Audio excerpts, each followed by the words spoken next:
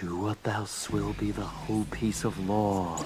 Welcome back, friends, sentient flowers, and people who require the power of friendship to exist. I'm going to give you a plan on how to save an entire country using magical girl logic. And if you'd believe it, this story starts all the way back in the year 405 BC. But I feel that giving you the classic telling of the story with all the overgeneralizations is kind of boring, so since I've been on a nostalgia binge of if the Emperor had a text-to-speech device, I'm going to do it in that style. So bear with me as we start the story of political rejuvenation and unity that America is all about for the really super inconvenient date between Canada Day on July 1st and the 4th of July on, well, that one's self-explanatory. But the message of today is going to be unity, bringing everyone together, figuring out how to solve people's problems. And believe it or not, there's an organization out there that I have found today that is ready to do all of those things and more. So, sit down for the classic Greek story, as told by me, of Damon and Pythias. Our story takes place in Magna Graecia in 405 BC, under the reign of Dionysus I.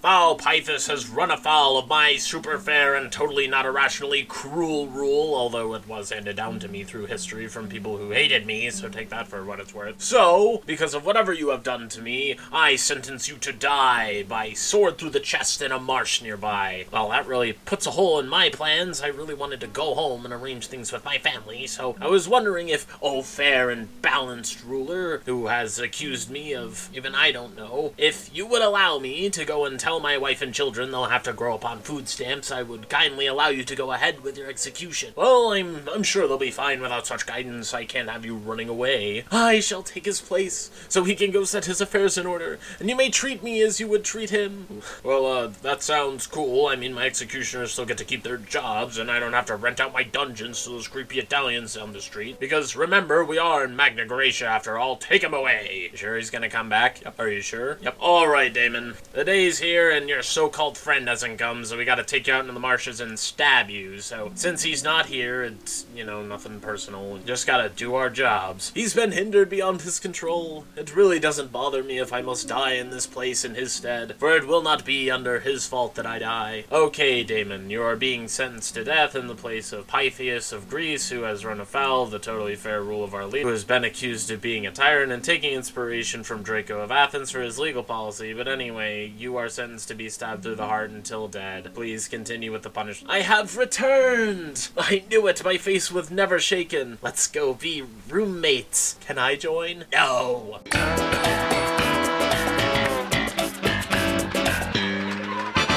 Little did you know that this would be the foundation to save America over 2,000 years in the future. So what is this story with questionably gay undertones, even though that it is my opinion that the gay undertones are probably just a very strong sense of friendship, although that's up to be debated, and I'm not an expert on the subject. But what does that have to do with the plan to save America with the power of hope, friendship, fraternity, and magical girls? Well, you'll see. You see this projector screen? It's got all of history on it. I just want to fast forward through all the unimportant things that contribute in minuscule ways cosmically to this idea that I want to create, but they aren't important enough to devote time to. British Empire. There we go. Responsible for the dissemination of constitutional government throughout the world, and is also responsible for over 63 Independence Days throughout the world, including the most important one. I'm not biased, and I still love yours too, Canada. And a reminder, just to show as how non-biased I am, I'm going to upload this not on either of the days, but wedged uncomfortably in between on July 3rd. So, as we all know, the British Empire is one of the largest world-spanning empires in the entire history of the world. It's spread out so many nations that would be successful in their own right, namely the United States of America, but these nations can also include Australia and Canada. And that's about it. But to transfer over to the key American lens, for all those non-American viewers that I have, and I would strongly believe that I do have, somewhere, somehow, but understanding America and its foundational cultures is very important for this. America has always been a country shrouded in myth and drenched in patriotism, of secession and deposition of tyrants, and a melting pot of ideas. All of these legendary figures, the founders, Thomas Jefferson, Patrick Henry, Andrew Hamilton, George Washington, and all of these figures, all of these these figures are people who, like it or not, are deeply embedded into the American psyche. These people are mythologized to some degree, if not very heavily, and they hold positions of near divine figures, and their ideas are embedded into the legal and moral structure of the country. America is said to be an ongoing experiment, and it continues to this day, and it's never really resolved a key national dispute that still carries on through its entire history, given to it by its parents. I've had this concept explained a lot better in a history podcast that I was listening to called Hardcore History, and I believe the episode was called American Peril, and the person who was running it, Dan Carlin, talked about an idea called the schizophrenic giant, as America was trying to deal with colonialism for its first time when it acquired the Philippines and a bunch of other islands in the Pacific Ocean. Now, the schizophrenic giant is where America has two sides, both of which must be satisfied to get anything done. One side is the irrationally good, going above and beyond to foster a better world for everyone, and desiring to give the joy and hope of all the founding American myths and the American dream to its citizens and spread it throughout the world. The other side is a side that desires power, control, and dominance of the globe, using its massive power to enrich itself and cultivate beneficial, quote-unquote, trade deals that would benefit only itself. And I firmly believe that every struggle and political crisis in American history can be framed in this way, both because these sides need to be in agreement for anything major to happen. The example that I think of that wasn't used in the podcast, but I think is a perfect example, is the Marshall Plan. After World War II, after America and her allies remained triumphant, the countries that would then go on to form NATO,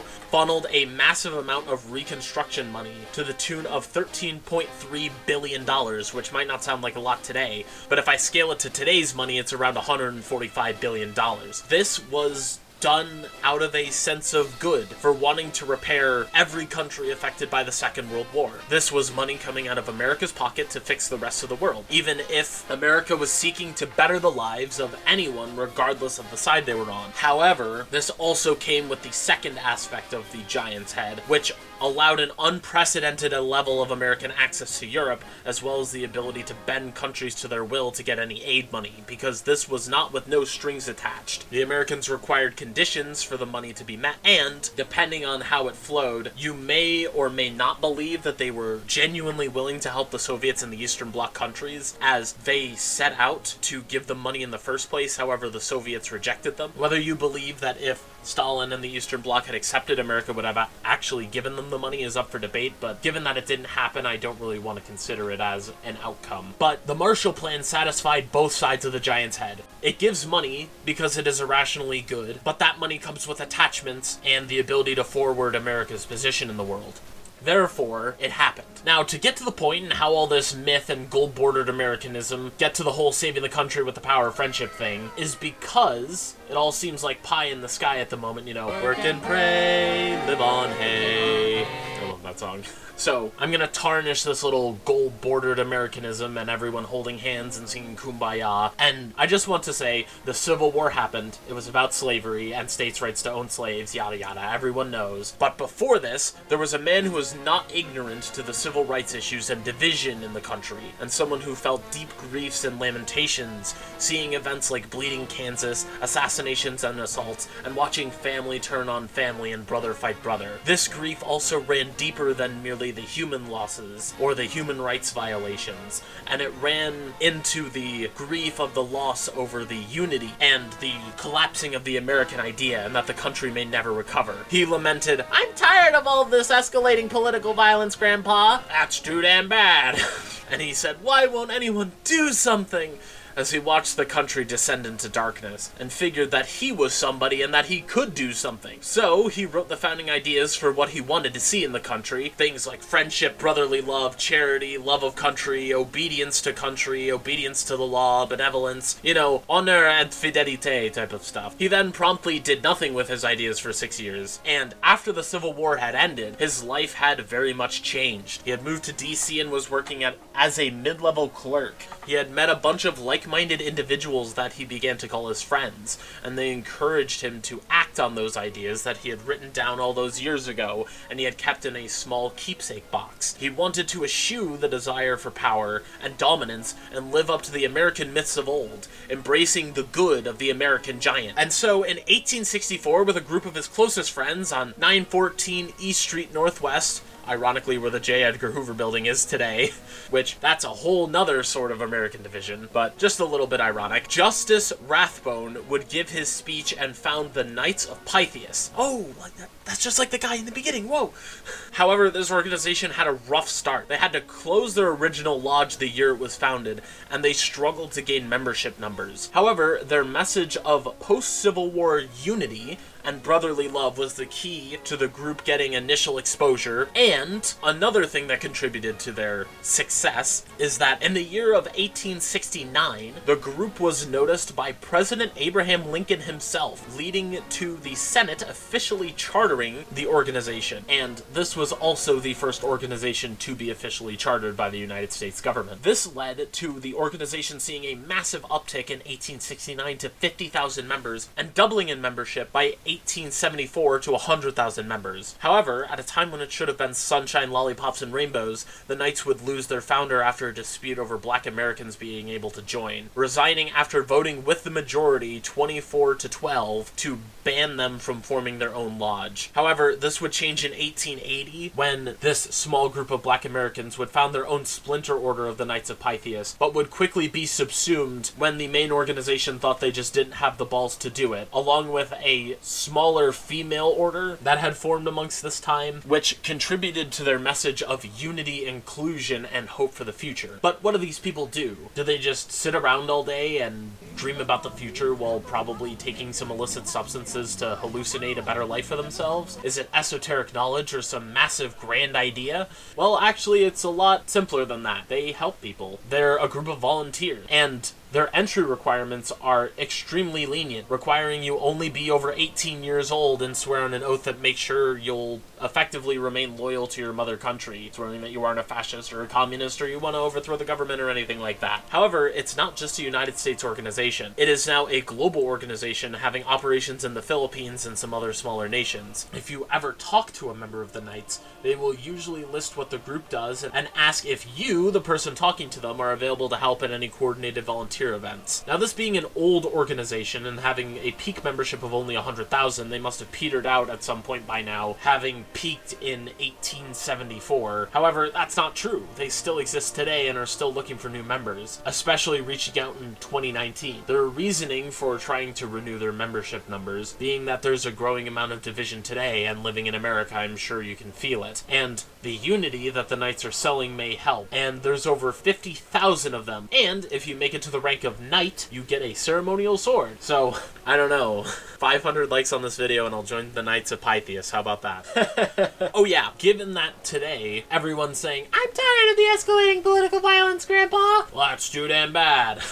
It really does give the Knights a chance to bolster their membership numbers. Oh, also, just a side thing. While I was finishing writing this video, I found something really, really interesting. I found the complete manual and textbook in PDF form, because I will never own the physical one. As is usual for all the esoteric weird books, if you want the hardcover, it's $500 million and you can never find it anywhere, but if you want the paperback, it's $20 and have been reprinted 7 times. But the one that I found was originally penned by a John Van Valkenburg, which I could only find through this really awful signature because I can't read cursive, and after a cursory heat-finding Google search, I found all of the author contributions are to J.N.O. Van Valkenburg, which is not a real person, and I only found out later that it was abbreviation for the name John for some reason, because they can't be bothered to write the H, and apparently it was a big thing to abbreviate your name, like T-H-O-S for Thomas, or some other names that can't even stand to be abbreviated. But anyway, while I was trying to find information on this guy,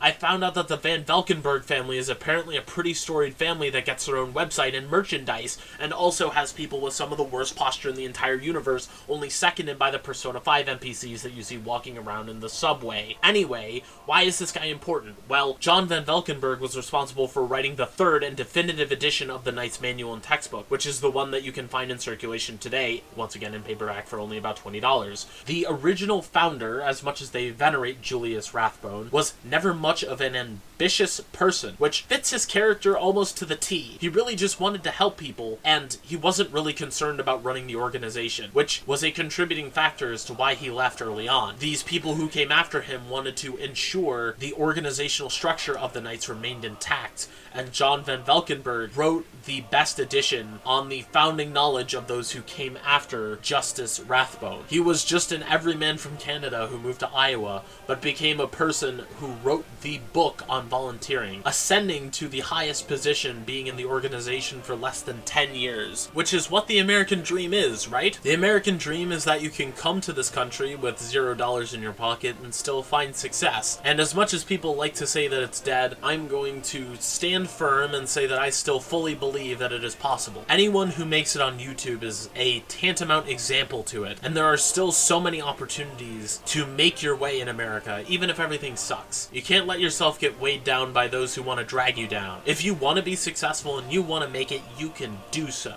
and I think you have a full right to pursue your dreams. You know what they say, in this economy, you can only afford to follow your dreams. And that's what I think is important about Justus Rathbone. He wanted to eschew all political gain. He wanted to make an organization that would save the country and reunify it. And given the membership is so high, even post-Civil War, who's to say that it can't be...